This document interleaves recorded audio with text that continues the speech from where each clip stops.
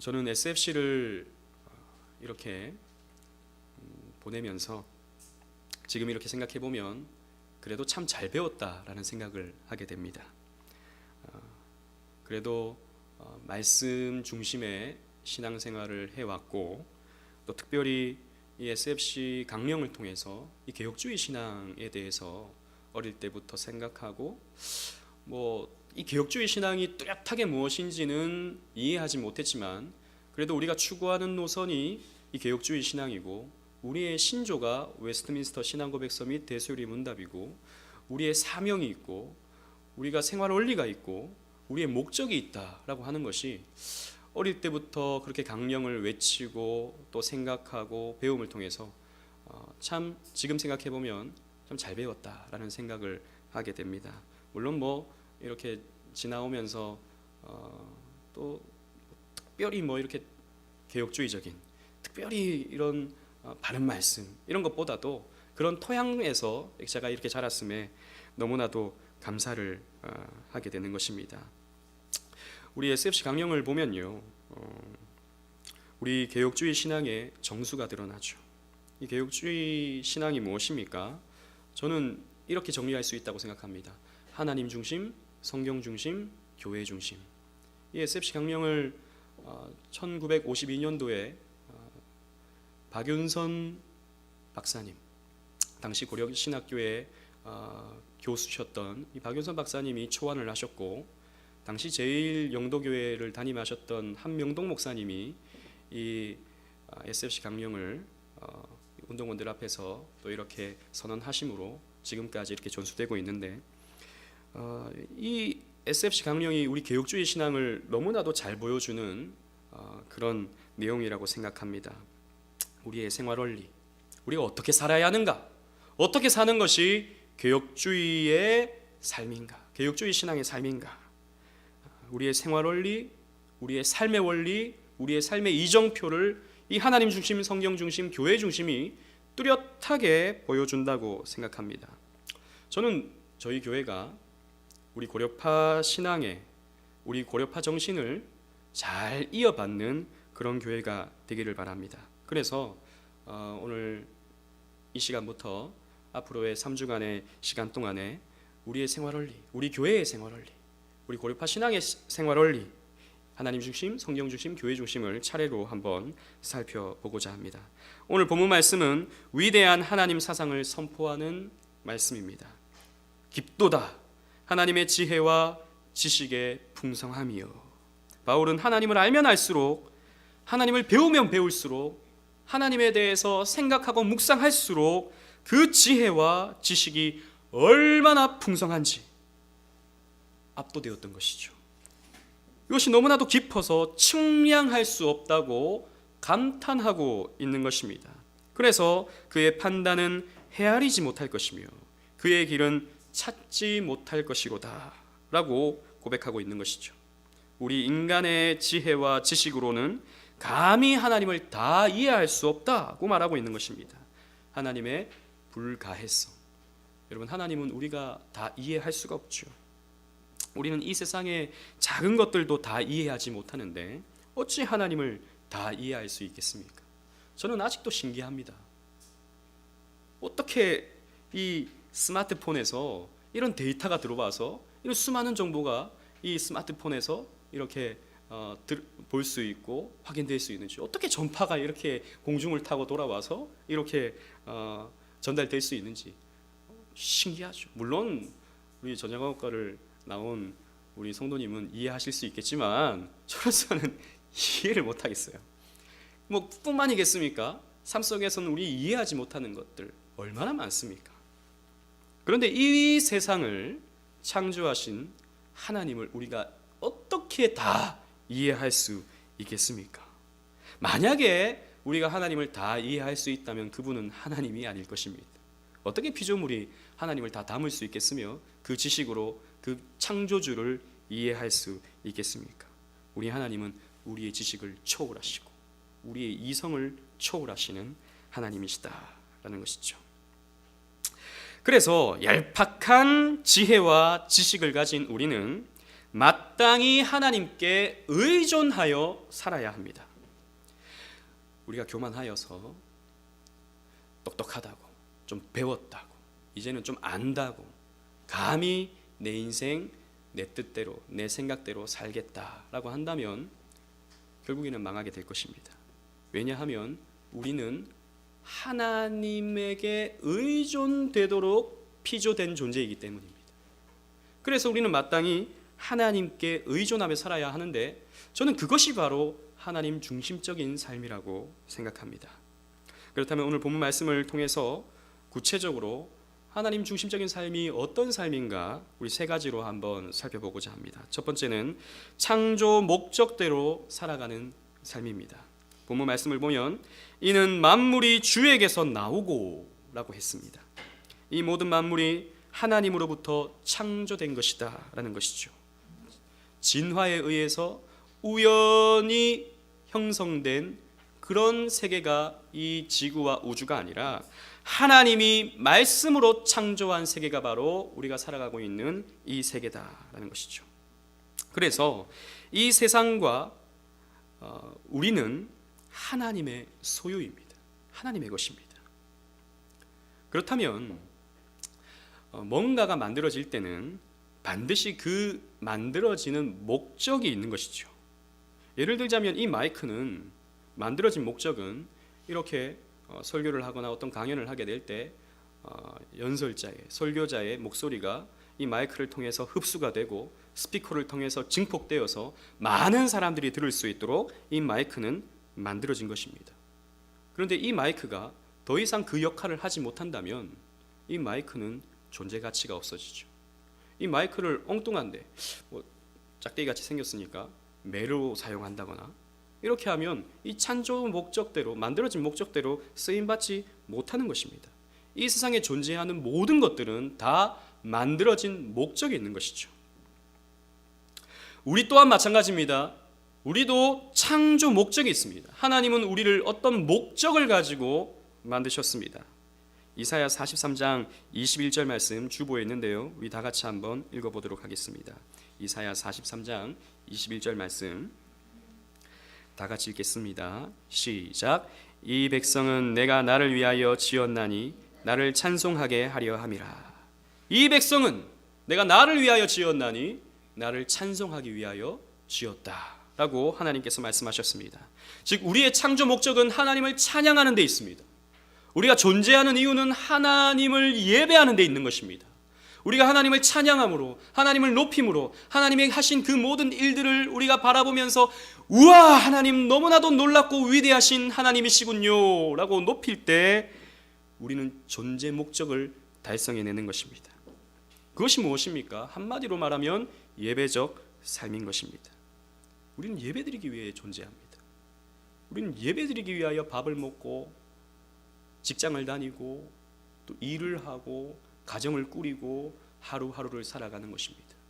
우리는 예배 드리기 위하여 존재하는 사람들입니다. 예배가 무엇입니까? 예배는 한마디로 말하면 하나님과 교제하는 것이죠. 여러분, 하나님이 이 시간 이 자리에 우리와 함께 하십니다. 눈에는 보이지 않지만 주님께서 두세 사람이 있는 곳에 내가 너희와 함께 하겠다라고 약속해 주셨죠. 우리의 모임 가운데 하나님께서 함께 해주셔서 오늘 이 말씀을 통해서 여러분들과 교제하기를 원하시는 것이죠. 예배는 하나님과 함께하는 교제인 것입니다. 그렇기 때문에 예배는 하나님의 말씀을 통해서 드리는 것입니다. 하나님의 말씀을 통해서 하나님을 만나게 되는데, 여러분, 하나님이 말씀을 통해서 우리에게 주신 그 목적과 그 방식대로 우리가 예배드려야 하는 것이죠. 저는 지난 3달 동안에 많은 교회를 다녀봤습니다. 큰 교회도 가보고 작은 교회도 가봤습니다. 큰 교회의 특징이 제가 이렇게 보니까 사람들이 다 그 교회를 가면 너무 편하게 해줍니다. 너무 마음이 편하도록 그렇게 만들어줍니다. 와도 부담이 없고 가도 부담이 없죠. 그리고 사람들이 듣기에 딱 좋은 볼륨의 찬양과 사람들이 듣기에 마음이 참 따뜻해지는 설교가 전해집니다. 찬양은요 또 얼마나 감동적인지, 찬양은 또 얼마나 사람들의 마음을 따뜻하게 만들어주는지. 제가 가보니까 큰 교회 사람들이 오는 이유가 있겠다. 너무 좋다. 제가 제 아내한테 그렇게 얘기했어요. 너무 은혜스러워. 이 찬양이 너무 은혜스러워. 그랬다고요. 예, 저는 뭐 그렇게 예배 드리는 게 뭐 나쁘다고 생각하지는 않습니다. 그러나 저는 예배는 사람들의 마음을 따뜻하게 만들어지기 위해서, 사람들의 마음을 감동시키기 위해서 드려지는 것이 아니라고 생각합니다. 예배는 하나님을 위해서 드리는 것이죠. 그렇다면 사람의 입맛에 맞추어야 하는 것이 아니라 하나님의 입맛에 맞추어야 하는 것이 저는 예배라고 생각합니다. 예배의 순서를 간소화하고 사람들이 조금 껄끄러워하는 것들은, 그런 요소들은 빼버리고 사람들이 듣기 좋은, 사람들이 감동받을 만한 어떤 그런 순서들만 그 예배에 가득 채워서 오늘 예배 너무 좋았어, 야 오늘 너무너무 감동스러웠어 라고 하는 말이 사람들로부터 나오는 것이 아니라, 와 오늘 말씀은 너무나도 성경적이었어, 오늘 예배는 너무나도 하나님의 진리에 입각한 예배였어 라고 하는 그런 말이 우리의 예배 가운데 저는 나와야 한다고 생각합니다. 그래서 저는 사람들의 편의에 맞춰진 예배는 결국에는 사람을 즐겁게 하는 것이라고 생각합니다. 우리 오직 은혜 교회는 하나님께 모든 것을 맞추어서 하나님이 기쁘시는 그러한 예배를 드려야 할 것입니다. 우리가 하나님을 예배할 때, 우리가 하나님의 말씀에 입각하여 예배할 때 우리는 우리의 존재 가치를 가지게 되는 것입니다. 사람은 소유 가치를 통해서 행복해지지 않습니다. 여러분, 아무리 우리가 많은 것을 가진다 하더라도 그것은 잠깐의 기쁨을 맛볼 뿐, 그 기쁨은 시간이 지나면 또 없어집니다. 좋은 차를 사면 너무 좋죠. 너무 행복하죠. 그러나 시간이 지나면 더 좋은 차가 보입니다. 더 멋진 차가 보이죠. 또 자기 차는 시간이 지나면 점점 더 낡아지고 또 기스도 나고 이렇게 되는 것이죠. 좋은 것을 가지면 좋긴 하지만 그때뿐입니다. 우리의 행복은 소유 가치에 있지 않습니다. 우리의 존재 가치에 있죠. 우리가 어떤 존재인가, 우리가 어떤 존재로서 역할을 하는가를 통해서 우리는 진정한 행복을 맛볼 수 있는 것입니다. 그러면 우리가 언제 기쁠 수 있습니까? 존재 가치가 드러날 때요. 우리가 어떤 존재로서 역할을 감당해낼 때 우리는 기쁨을 맛봅니다. 내 능력을 가지고 사람들에게 인정받을 때, 내가 잘하는 것으로 사람들에게 어떤 존재 가치를 나타낼 때 우리는요 기쁩니다. 마찬가지로 하나님이 주신 달란트를 가지고 내 존재가 이 예배를 통해서 하나님께 드려질 때, 하나님께 받아들여질 때 우리는 영원한 기쁨, 세상에서 얻을 수 없는 그 행복을 맛볼 수 있는 것입니다. 왜냐하면 저와 여러분들은 예배적 DNA를 가지고 있기 때문입니다. 하나님이 우리를 창조하실 때 예배자로 만드셨기 때문에 우리는 예배적 DNA가 우리에게 다 있는 거예요.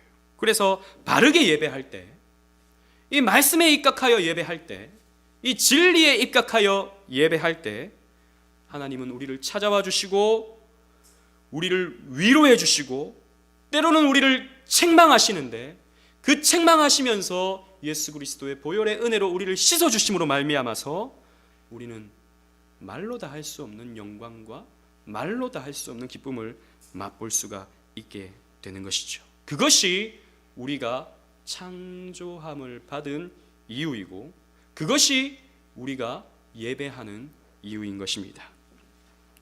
두 번째로, 하나님 중심적인 삶은 구원에 감사하는 삶입니다. 본문 보면 주로 말미암고 라고 했습니다. 여러분, 이 말씀은 이 세상은 주님의 뜻 가운데 모든 일들이 이루어진다라는 것입니다. 하나도 하나님의 뜻이 이 세상에 이루어지지 않는 것이 없죠.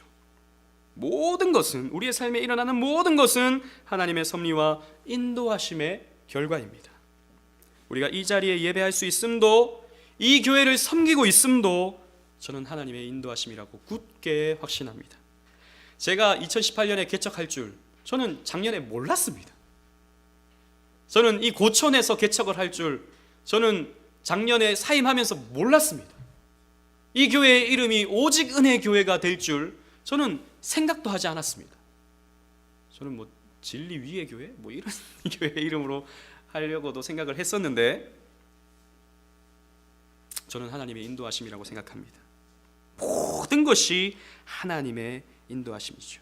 그렇기 때문에 오늘 이렇게 작은 무리이지만 우리가 하나님의 이름으로 모여서 예배할 수 있음도 저는 하나님의 인도하심이고 하나님의 뜻이라고 생각합니다. 흘러가는 우리 인생 가운데, 이렇게 하나님의 뜻 가운데 흘러가고 있는 우리의 인생 가운데 가장 중요한 이슈가 무엇입니까? 그것은 바로 우리가 예수 믿고 구원받은 것일 것입니다. 믿음은 우리 인생에 주신 하나님의 가장 귀한 선물입니다. 내가 믿음을 가지고 있다. 내가 보이지 아니하는 하나님을 믿고 있다. 내가 보이지 아니하는 하나님을 위해서 일하고 있다. 내가 보이지 아니하는 하나님을 위해서 내가 헌신하고 있다. 놀라운 일이죠. 이건 우리가 예수를 믿기 전에는 상상할 수 없던 일입니다. 불신자들이 봤을 때는 이해되지 않는 일입니다. 그런데 우리가 예수를 믿고 우리는 구원받았다는 것이죠. 이 믿음도 우리가 노력해서 얻었습니까? 결코 아닙니다. 믿음은 스스로 얻을 수 있는 것이 결코 아닙니다. 믿음은 선물이죠. 에베소서 2장 8절 말씀에 우리 주보에 나오는데요, 우리 다 같이 한번 읽어보도록 하겠습니다. 시작. 너희는 그 은혜에 의하여 믿음으로 말미암아 구원을 받았으니 이것은 너희에게서 난 것이 아니요 하나님의 선물이라. 아멘. 믿음은 내가 믿고 싶어서 믿어진 것이 아니라 하나님의 선물이라는 것이죠. 하나님이 믿음이라고 하는 것을 우리의 가슴 속에 뚫고 들어오셔서 넣어주신 것입니다. 그래서 하나님이 살아계시는구나 라고 믿게 된 것이죠.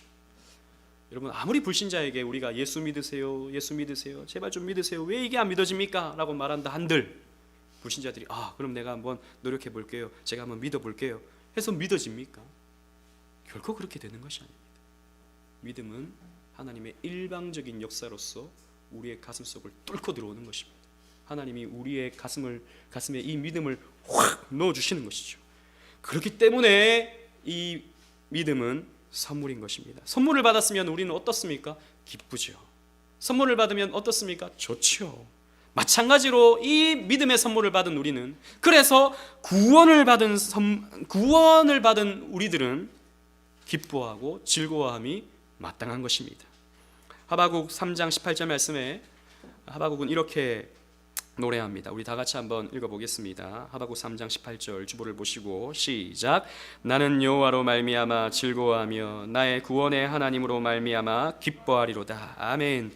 하박국 선지자는 여호와로 말미암아 내가 즐거워하며 나의 구원의 하나님으로 말미암아 내가 기뻐하리로다 라고 노래하고 있습니다.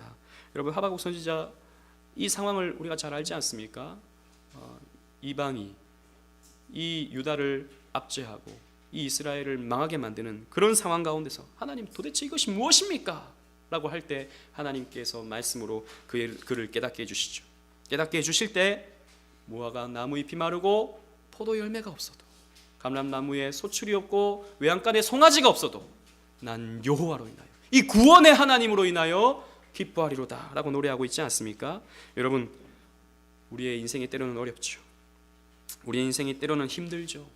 우리 인생엔 때로는 답답한 일이 찾아옵니다. 그러나 우리 인생의 끝은 해피엔딩입니다. 우리 인생의 끝은 너무나도 아름다운 마무리입니다. 무엇입니까? 구원이죠. 천국이죠. 어려운 것 같으나, 힘든 것 같으나, 답답한 것 같으나, 그러나 우리는 해피엔딩인 것입니다. 여러분, 축구 경기를 보면, 저는 축구 경기를 굉장히 좋아하는데 특히 국가대표 경기를 보면 요즘에는 한 번도 속 시원하게 이겨본 적이 없어서 늘 답답함과 조림으로 경기를 보죠. 그러나 결과를 우리가 안다면 이 경기의 결과가 대한민국이 3대 0으로 이겼다라는 것을 알고 경기를 본다면 답답함과 그런 마음 졸임은 없을 것입니다. 왜? 끝을 알기 때문에. 그래서 여러분, 우리는 우리 인생에 찾아오는 답답함, 어려움, 이런 많은 문제, 이런 것들에 있어서 물론 어떻게 우리가 처연해질 수 있겠습니까? 아프죠, 힘들죠. 그러나 끝은 구원이고 끝은 천국이기 때문에 우리의 이런 어려움, 힘듦, 답답함 이겨나갈 수가 있는 것입니다. 제가 예전에 읽었던 책 가운데 참 도전을 받았던 그런 책이 있었습니다. 당신은 하나님을 오해하고 있다라는 책인데, 그 책을 쓴 사람이 유석경 전도사라는 사람입니다. 젊은 사람이에요. 분당의 지구촌 교회의 전도사인데, 이 여자분은 서울대를 졸업했습니다. 그러니까 굉장히 엘리트죠. 취업을 하고 열심히 돈을 벌고 있는데 하나님께서 이 여인에게, 젊은 여인에게 은혜를 주셔서 소명을 받고 미국으로 유학을 가서 신학 공부를 하고 있었습니다. 3학년이 되었을 때 머리가 너무 아파가지고 병원을 가보니까 건강검진을 받았는데 직장암 말기라는 판정을 받게 되었습니다. 병원 의사는 너무 늦게 왔다. 수술을 받아도 1년 이상 살기는 어렵다 라고 하는 그런 진단을 받았습니다. 그때 이 여인이 이렇게 책에서 기록하고 있습니다. 잘 들어보십시오. 나는 의사가 얼마 못 산다고 얘기했을 때 전혀 절망하지 않았다. 왜냐하면 절망할 필요가 없기 때문이다. 어떠한 상황 가운데서도 하나님은 나에게 가장 좋은 것을 주신다는 것을 확신한다. 이 병에서 낫는 것이 필요하다면 고쳐주실 것이고, 죽는 것이 더 좋다면 천국에 데려가실 것이다. 이 땅에서도 예수님과 함께 사는 것이고, 죽어서 천국에 가도 예수님과 함께 사는 것이다. 그러니 죽을 병에 든 것이 나에게는 절망할 일이 아니다. 당신도 지금 힘들 수 있다. 그러나 아무 염려하지 말라. 당신이 가진 모든 문제가 예수님에게는 너무 쉽다. 염려할 필요가 없다. 아버지께서 당신에게 무엇이 필요하고 무엇이 당신에게 가장 좋은지 다 알고 계신다 라고 이 책에서 기록하고 있습니다. 멋진 고백 아닙니까? 이 땅에서도 예수님과 함께 사는 것이고 죽어서도 예수님과 함께 사는 것인데 무슨 차이가 있느냐? 살면 사는 것이고 죽으면 죽는 것 아니겠느냐? 모든 문제가 예수님께 너무 쉽다. 주님의 뜻이 거기에 있다면 내가 거기 갈 것이고, 주님의 뜻이 저기에 있다면 내가 저렇게 될 것이다 라고 고백하는 이 여인이 어떻게 이렇게 고백할 수 있겠습니까? 어떻게 이런 고백을 할 수 있겠습니까? 만약에 제가 이런 설교를 한다면 그냥 목사님이 그렇게 설교하는구나 라고 생각하겠지만, 이렇게 죽음을 앞두고 있는 너무나도 젊은 이 여인이 어떻게 이런 고백을 할 수 있겠습니까? 이렇게 진단을 받았을 때가 39살인데 그렇게 좋은 배경을 가지고 있고 좋은 환경 속에서 살아온 이 여인은 구원의 확신이 있었기 때문입니다. 구원의 기쁨이 이 여인에게 있었기 때문이죠. 그리고 그 선하신 하나님이 자신의 삶을 인도해 주시고 반드시 좋은 길로 지켜가 주실 것이라는 그 굳은 믿음이 이 여인에게 있었기 때문입니다. 이 유석경 전도사는 3년을 더 살고 42살에 소천을 하였습니다. 그러나 이 책이 나중에 소천한 후에 발간이 되어서 많은 사람들에게 또 도전을 줬죠. 저는 이런 믿음이 저와 여러분들에게 있기를 원합니다. 어려움이 있어도 답답함이 있어도 문제가 있어도 구원의 하나님으로 인하여 즐거워할 줄 아는, 구원의 기쁨과 감격 속에서 이 모든 것이 하나님으로부터 말미암았다라고 하는 이 사실 앞에서 기쁨과 감사를 누릴 줄 아는 저와 여러분들이 되었으면 좋겠습니다. 마지막 세 번째로, 하나님을 경외하는 삶이 하나님 중심적인 삶일 것입니다. 본문 말씀에 주께로 돌아감이라 라고 하고 있습니다. 이 말씀은 이 세상의 모든 것이 결국에는 하나님의 뜻을 완벽하게 성취해낸다라는 말씀입니다. 우리 또한 결국 하나님께서 작정해 놓으신 인생을 살다가 결국 주님께로 돌아가게 될 것입니다. 그런데 돌아가는 것이 중요합니다. 무슨 말입니까? 우리는 주님께로 돌아갑니다. 우린 주님을 새하늘과 새 땅에서 마주하게 됩니다. 그때 우리는 주님께서 주시는 상급을 받게 됩니다. 어떻게 받습니까? 행한 대로의 상급을 받게 되죠. 마태복음 16장 27절 말씀 우리 또 다 같이 한번 읽어보겠습니다. 시작. 인자가 아버지의 영광으로 그 천사들과 함께 오리니 그때에 각 사람이 행한 대로 갚으리라. 예수님께서 이 땅에 다시 오실 때, 새하늘과 새 땅을 펼쳐 나가실 때, 그때 각 사람이 행한 대로 갚으리라고 말씀해 주셨습니다. 즉 상급을 주시는데 행한 대로 주신다는 것입니다. 차등 상급이 있다는 것이죠.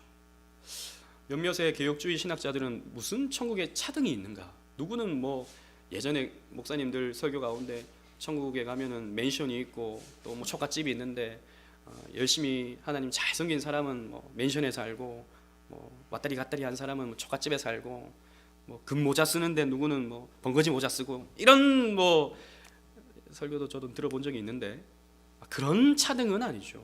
생각해 보십시오. 천국에 가는데 누구는 맨션에 살고 나는 초가집에 살면 그게 무슨 천국일 수 있겠습니까?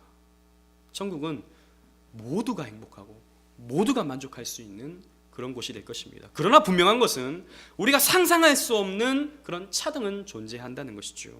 왜? 행한 대로 갚는다고 했거든요. 누구에게는 10거울의 권세를 준다고 그랬거든요. 누구에게는 5달란트를 더 주고 누구에게는 2달란트를 더 주는 거예요. 이런 차등적인 개념은 분명 천국에 있는 것입니다. 하나님은 우리가 행한 대로 상을 주시죠. 물론 그 상 때문에 서로 막 질투하고 질시하고 이런 것은 전혀 없습니다. 그러나 분명한 행한 대로의 상은 있다는 것입니다. 그렇기 때문에 우리는 오늘 하루를 진실하게 살아야 됩니다. 성실하게 살아가야 합니다. 거룩하게 살아야 합니다. 하루하루를 하나님 앞에서 살아야 하는 것이죠. 하나님 앞에서 코람데오의 삶을 살아야 하는 것입니다.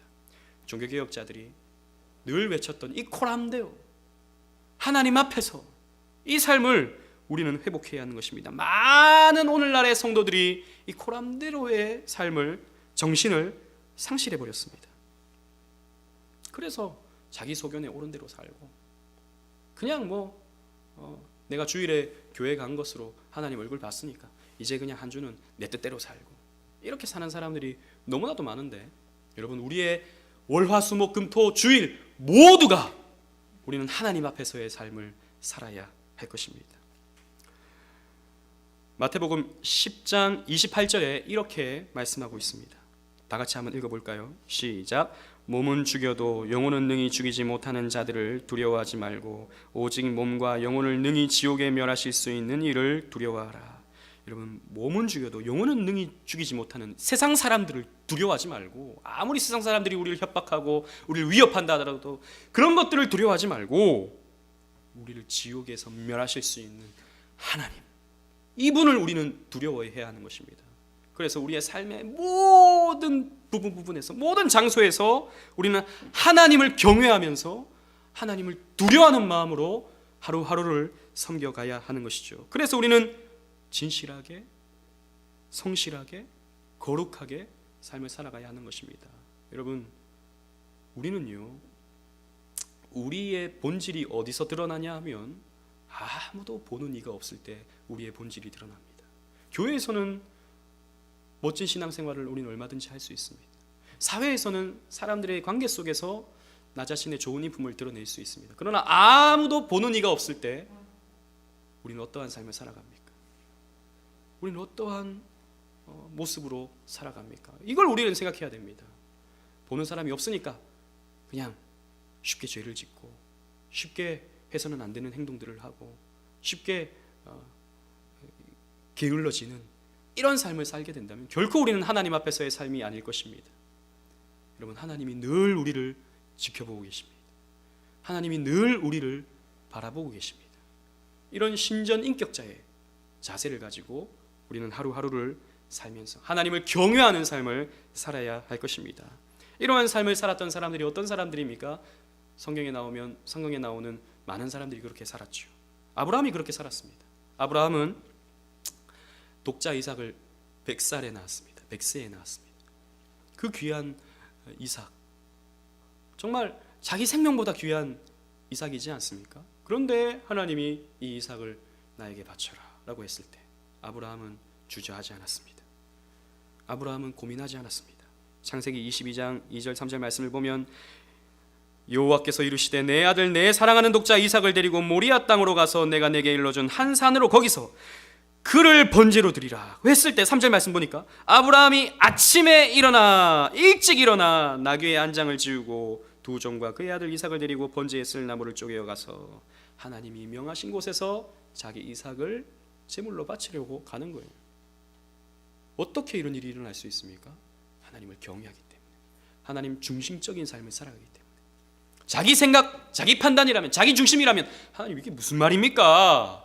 이삭을 바치라니요. 이 아들이 어떤 아들인데 제가 이 아들을 어떻게 바칠 수 있습니까? 라고 했을 것입니다.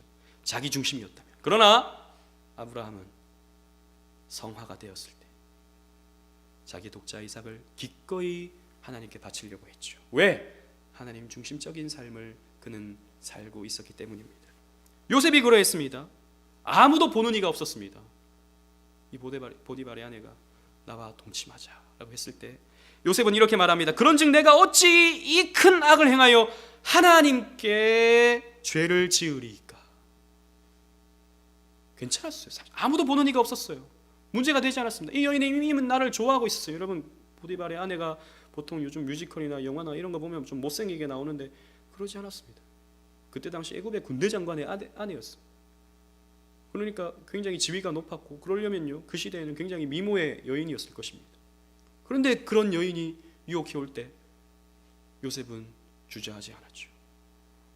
유혹에 넘어가지 않았습니다. 왜? 하나님이 보고 계신다라고 생각했기 때문입니다. 그래서 내가 어떻게 하나님께 죄를 지으리까? 보디발에게 죄를 지으리까? 라고 하지 아니하고 하나님께 죄를 지으리까?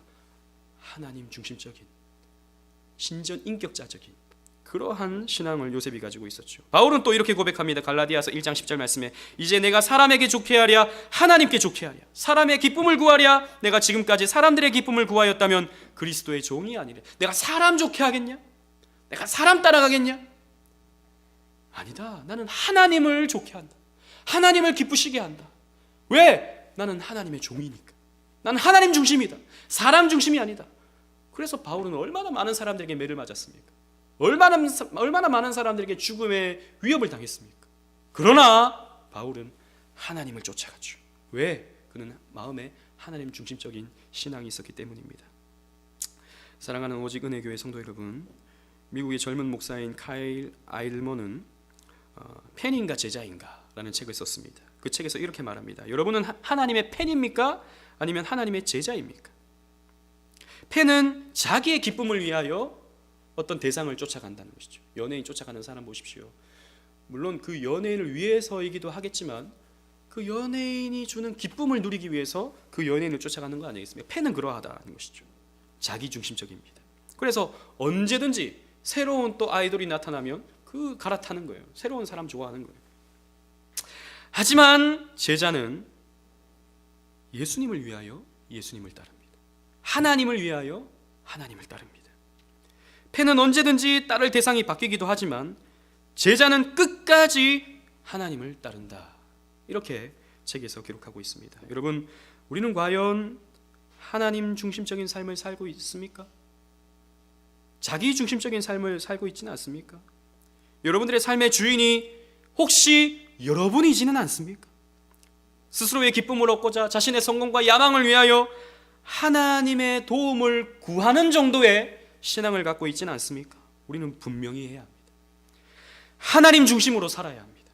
나 중심이 아닌 하나님 중심으로 바꾸어야 합니다. 하나님을 내 인생의 주인으로 모시고 살아야 하는 것입니다. 하나님의 기쁨을 위하여 우리는 살아야 하는 것입니다. 너희는 먼저 그의 나라와 그의 의를 구하라. 하나님의 나라와 하나님의 의를 구해라. 그리하면 이 모든 것을 너희에게 더하시리라. 무엇을 먹을까, 무엇을 입을까, 이런 거 염려하지 말고 먼저 그의 나라와 그의 의를 구해라. 그리하면 이 모든 것을 더해주리라. 그래서 하나님을 우리가 구할 때, 하나님을 추구할 때 우리의 모든 필요를 채우시고 우리의 삶을 채워주시는 것입니다. 책임져 주시는 것입니다. 이러한 은혜를 우리는 맛봐야 하는 것이죠. 세상 사람들은 미련하다 할 것입니다. 세상 사람들은 그게 뭐냐라고 할 것입니다. 그러다가 너희들 망한다라고 할 것입니다. 그러나 저는, 적어도 우리 교회는 하나님 중심적인 삶을 살아가고, 때로는 손해를 본다 하더라도, 때로는 미련해 보인다 하더라도 우리는 하나님 중심의 신앙을 결코 버려서는 안 될 것입니다. 그렇게 함으로 하나님께서 주시는 축복을 받아 누리는, 하나님께서 주시는 도움을 얻는, 하나님께서 베풀어 주시는 그 책임져 주시는 삶의 은혜를 공급받는 저와 여러분들이 되시기를 주님 이름으로 축원합니다. 아멘.